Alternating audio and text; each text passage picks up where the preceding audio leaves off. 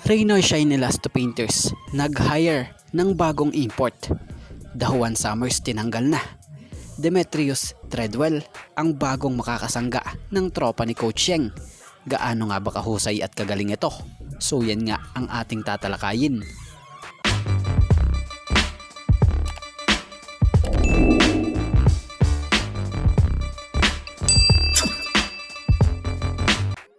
Sa apat na nilaro ng Reynoy Shine Elasto Painters, ni isa walang naipanalo.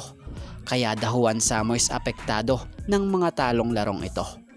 Pero bakit nga ba tinanggal at pinalitan si Summers ngayong maganda ang pinapakita at tinalang average nito na nag-average sa apat na game niya dito sa 48 season PBA Commissioner's Cup ng 24.75 points per game, 9.25 rebounds per game, and 2.75 assist per game.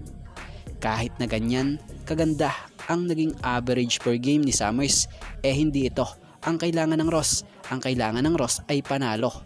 Ika nga ni Coach Yeng, matapos ang huling laro nila kontra Ginebra, malalim na yung hole na we're in Kaya naman need na gumawa ng Ross ng hakbang para mag-improve ang kanilang team at makakuha ng panalo.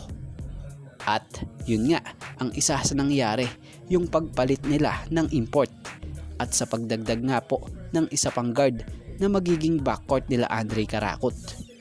Pero magbalik nga tayo dito sa mismong topic natin about sa import, about sa pagkuha ng Reynoy Shine Elasto Painters kay Demetrius Treadwell.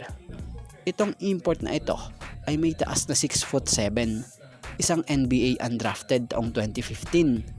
Produkto ng University of Akron.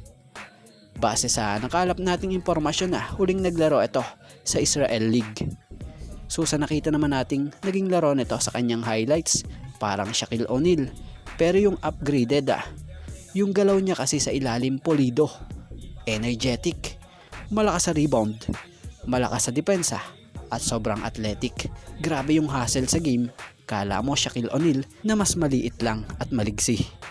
Kaya naman sana hindi nagkamali ang Reynoy Shine Elasto Painters sa pagpili rito.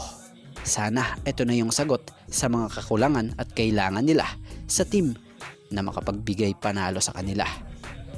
Ayon nga kay Coach Yeng, tansya niya, kailangan nila maipanalo ang 5 sa 7 laro para makahirit kahit playoff sa quarterfinals.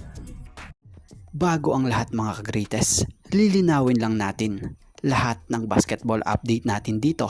Lahat totoo at hindi puro rumors. Kaya naman, pakisuportahan nyo naman po ang ating YouTube channel na ito na Greatest Fireball TV. Please don't forget to like, comment, and share and subscribe para lagi kayong ma-update sa mga susunod pa nating legit basketball update.